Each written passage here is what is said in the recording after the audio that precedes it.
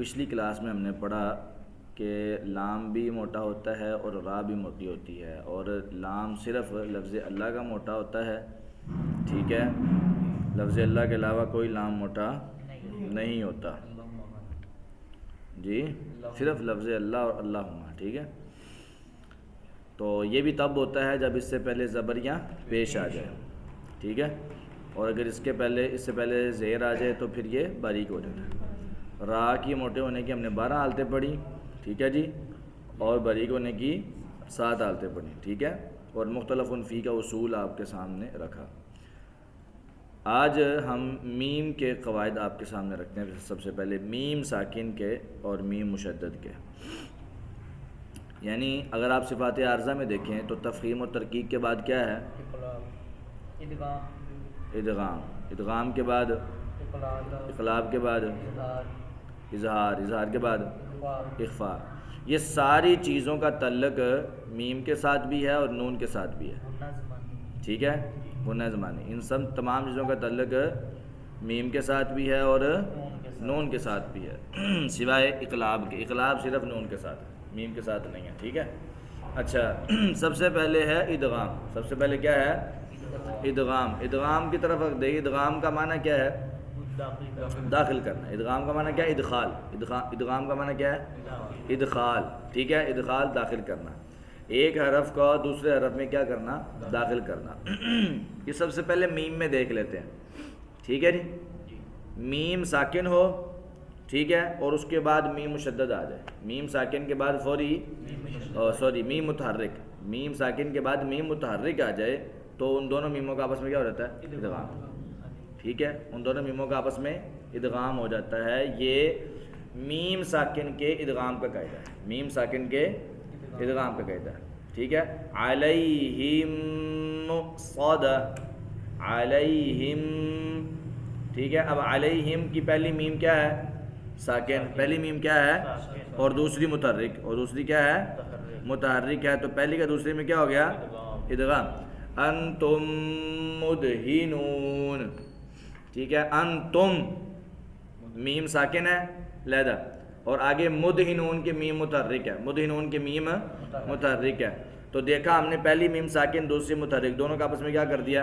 ادغام، ٹھیک ہے۔ یہ میم ساکن کے ادغام کا قاعدہ ہے، میم ساکن کے ادغام، سمجھ آ گئی ہے؟ اچھا، ادغام کو ہم دیکھتے ہیں نون کے اندر، یہ ہے میم کے اندر، ٹھیک ہے۔ ہم صفات عارضہ کے ساتھ چلتے ہیں، ٹھیک ہے نا، صفات عارضہ کے مطابق چلیں گے۔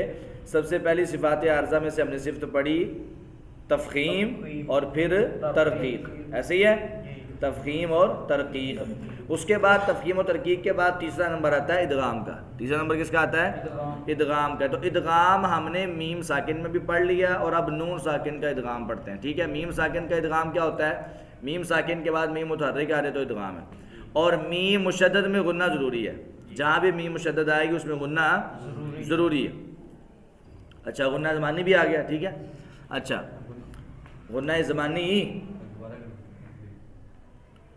جب میم مشدد میں غنہ ضروری ہے تو کون سا غنہ ضروری ہے؟ غنہ زمانی، ٹھیک ہے۔ غنہ یعنی تو ضرور ہوتا ہے نا اس میں، ٹھیک ہے۔ غنہ یعنی اگر میم مشدد ہو یا نہ ہو پھر بھی ہوتا ہے، تو غنہ زمانی جو ہے وہ کب آتا ہے؟ جب میم مشدد ہو جائے۔ اچھا، اب آ جائیں نون کے اندر۔ نون ساکن کے بعد نون متحرک آ جائے، نون ساکن کے بعد نون متحرک آ جائے تو کیا ہو جاتا ہے؟ ادغام۔ کیا ہو جاتا ہے؟ ادغام، بولتے نہیں۔ اسی طرح نون ساکن کا ادغام ہوتا ہے 6 حرفوں میں۔ کتنے حرفوں میں؟ 6 حرفوں میں، ٹھیک ہے جی۔ کتنے حرفوں میں؟ 6۔ نون ساکن کے بعد اگر 6 حرف آ جائیں گا تو نون ساکن کا ان میں کیا ہو جائے گا؟ ادغام۔ اس میں پھر یہ ہوتا ہے کہ ادغام کبھی کبھار غنے کے ساتھ ہوتا ہے اور کبھی کبھار بغیر غنے کے ہوتا ہے، ٹھیک ہے۔ نون ساکن کا ادغام کبھی کبھار غنے کے ساتھ ہوتا ہے اور کبھی کبھار غنے کے بغیر ہوتا ہے۔ غنے کے بغیر جب ادغام ہوتا ہے نا تو تب اس وقت ہوتا ہے جب نون ساکن کے بعد 2 حرف آئیں، لام اور را، لام اور را۔ سمجھ آ رہی کہ نہیں آ رہی؟ لکھو، تیری کاپی کتنے؟ مفہوم نا لگتا نہیں بنا. نون ساکن کے بعد لام آ جائے یا پھر را آ جائے, لام آ جائے یا پھر را آ جائے تو کیا ہوگا جی, کیا ہوگا؟ ادغام بلا غنہ, بغیر غننے کے ادغام. لام اور را دونوں, یا لام آ جائے یا را آ جائے, ٹھیک ہے, ادغام ہوگا لیکن غننے کے بغیر. ادغام بلا غنہ, ادغام بلا غنہ. جیسے من لدنہ, من لدنہ, کیسے؟ من لدنہ اصل میں کیا ہے؟ من لدنہ, من لدنہ.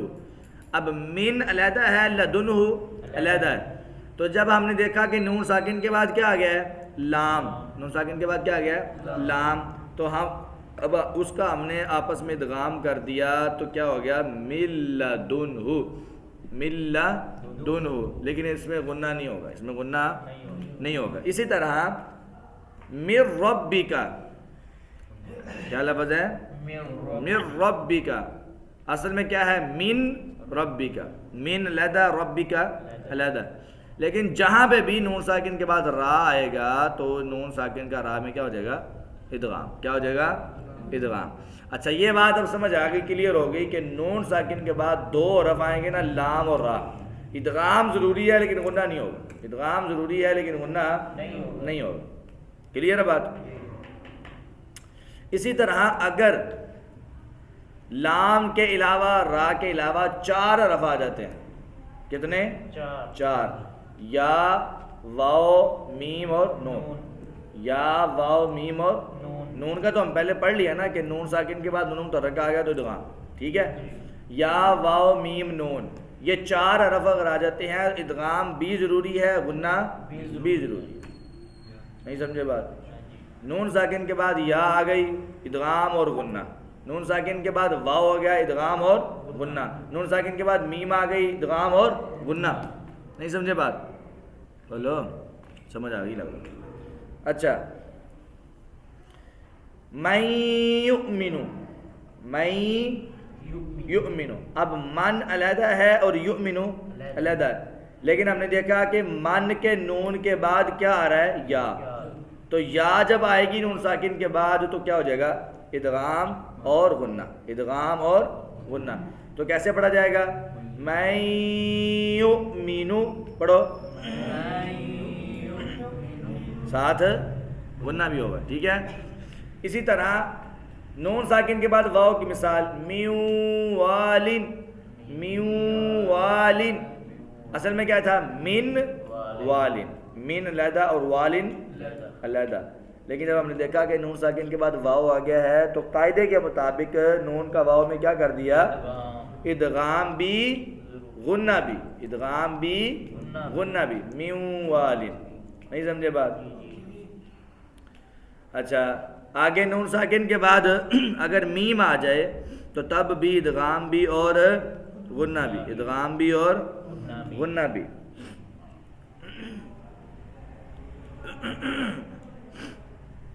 اچھا جی, اس کی مثال کیا ہے جی؟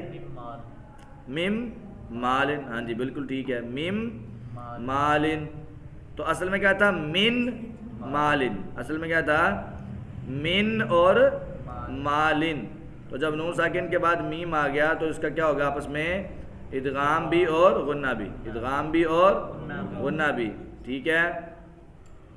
اور نون کی مثال تو مشہور ہے, من نشاء, من نشاء. نون ساکن کے بعد نون آ گیا, ادغام بھی غنہ بھی, ادغام بھی غنہ بھی. کلیئر ہے بات؟ کتنی کو کلیئر ہے؟ تھوڑی تھوڑی کہ ساری ساری؟ ساری ساری. اچھا جی, توجہ کریں. ادغام کا بیان ہمارا نون اور میم کا کلیئر ہے. میم ساکن کے بعد میم متحرک آ جائے ادغام ہے, غنہ بھی ہے, ادغام بھی ہے, غنہ بھی ہے. میم کا صرف اتنا ادغام ہے, ٹھیک ہے. نون ساکن کے بعد 6 حرف آ جائے تو ادغام ہوتا ہے, 6 حرف آ جائے تو ادغام ہوتا ہے. لام اور را میں ادغام تو ہوتا ہے لیکن غنہ نہیں ہوتا. اور یا واو میم نون, جس کو یومن کہہ لیں, ٹھیک ہے. یومن سے آپ کو جلدی آسانی سے یاد ہو جائے گا. کیا مجموعہ اس کا بنتا ہے؟ یومن. تو یومن کے 4 حرف میں ادغام بھی ہوتا ہے, غنہ بھی ہوتا ہے, ادغام بھی ہوتا ہے اور غنہ بھی ہوتا ہے. جی ہاں جی ٹھیک ہے جی، سمجھ آ گئی ہے، کلیئر ہے؟ کوئی سوال نہیں ہے؟ اچھا جی، ادغام کے بعد کیا آتا ہے جی؟ اقلاب ہے۔ اقلاب صرف نون میں ہوتا ہے۔ اقلاب کدھر ہوتا ہے؟ صرف نون میں، میم کے اندر نہیں ہوتا۔ اقلاب کا معنی کیا ہے؟ بدلنا۔ اقلاب بمعنی ابدال، بدلنا، ٹھیک ہے؟ ہاں میم میں، نون میں، سوری نون میں ہوتا ہے، میم میں نہیں ہوتا۔ اقلاب کا معنی کیا ہے؟ بدلنا۔ اچھا، اقلاب قلب سے، اقلاب کس سے ہے؟ قلب سے۔ قلب کا معنی کیا ہوتا ہے؟ دل، کیونکہ دل دی حالت بھی بدلتی رہتی ہے۔ نہیں دلی عبداللہ نے پوچھ لو، بدلتی رہتی ہے نا؟ ہاں جی، دل کی حالت بھی بدلتی رہتی ہے، اس وجہ سے اس کو کیا کہتے ہیں؟ قلب۔ تو اس کو بھی اقلاب اس وجہ سے کہتے ہیں کیونکہ یہ بدلا ہوا۔ اچھا، بدلا کیسے ہے؟ نون ساکن کے بعد جب با آ جائے، نون ساکن کے بعد با آ جائے تو نون ساکن کو کس سے بدل دیتے ہیں؟ میم سے۔ کس سے بدل دیتے ہیں؟ میم سے۔ یعنی پھر نون ساکن نہیں پڑھا جاتا، نون کی جگہ پہ میم پڑھا جاتا ہے۔ نون کی جگہ پہ کیا پڑھا جاتا ہے؟ میم پڑھا جاتا ہے، پھر اس کو اقلاب کہتے ہیں۔ جیسے میم بعدی، اب اصل میں کیا تھا؟ توجہ، من بعدی، من بعدی، تو من بعدی پڑھنا مشکل تھا، من بعدی پڑھنا مشکل تھا، تو آسانی تلاش کرتے ہوئے نون کو اس حرف سے بدلا گیا جو حرف با کے قریب ہے، جو حرف با کے قریب ہے۔ اب میم بھی ہونٹوں سے ادا ہوتا ہے اور با بھی ہونٹوں سے ادا ہوتا ہے، دونوں قریب قریب ہیں، ٹھیک ہے نا؟ دونوں قریب قریب ہیں، تو اس وجہ سے میم کے فوری بعد با کو ادا کرنا آسان تھا، تو اس وجہ سے نون کی جگہ پہ کیا لے کر آئے؟ میم۔ کیا لے کر آئے؟ میم، میم بعد۔ اب اس کو ادا کرنے کا طریقہ کیا ہے کہ آپ میم کو ادا کرتے ہوئے ہونٹوں کو مکمل بند نہیں کریں گے، ٹھیک ہے؟ خشکی والے حصے کو تھوڑا سا ساتھ ملا کے، پھر تھوڑا سا اخفا کر کے، اخفا کے فوری بعد تری والے حصے کو مکمل ملا کے با کو ادا کر دینا۔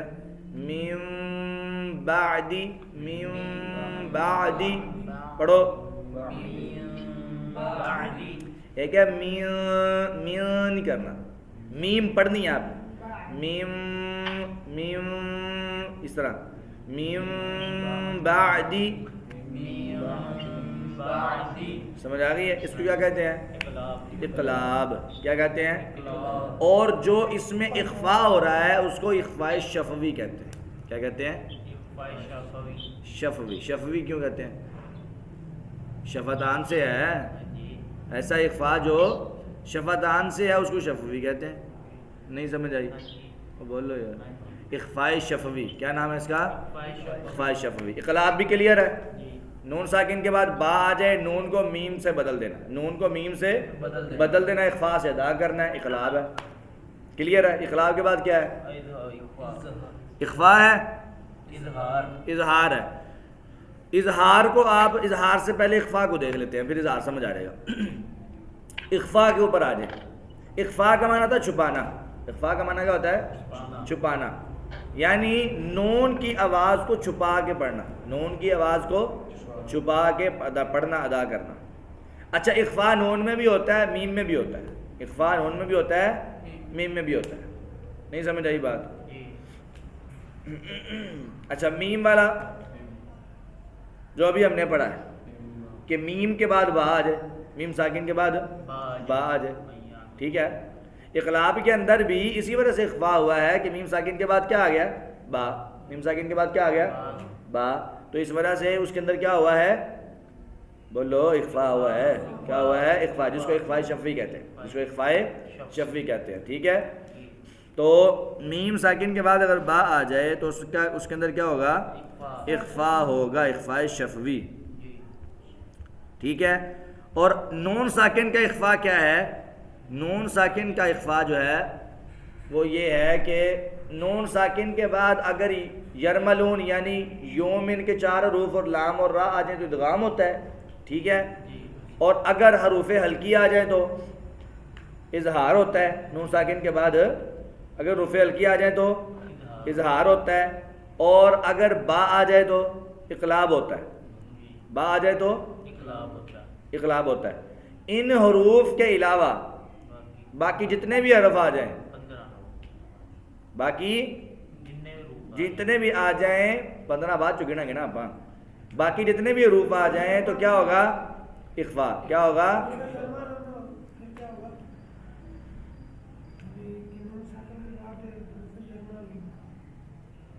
غیر ملون آ جائے تو ادغام ہوتا ہے نا، پہلے بھی بتایا، بھول گئے.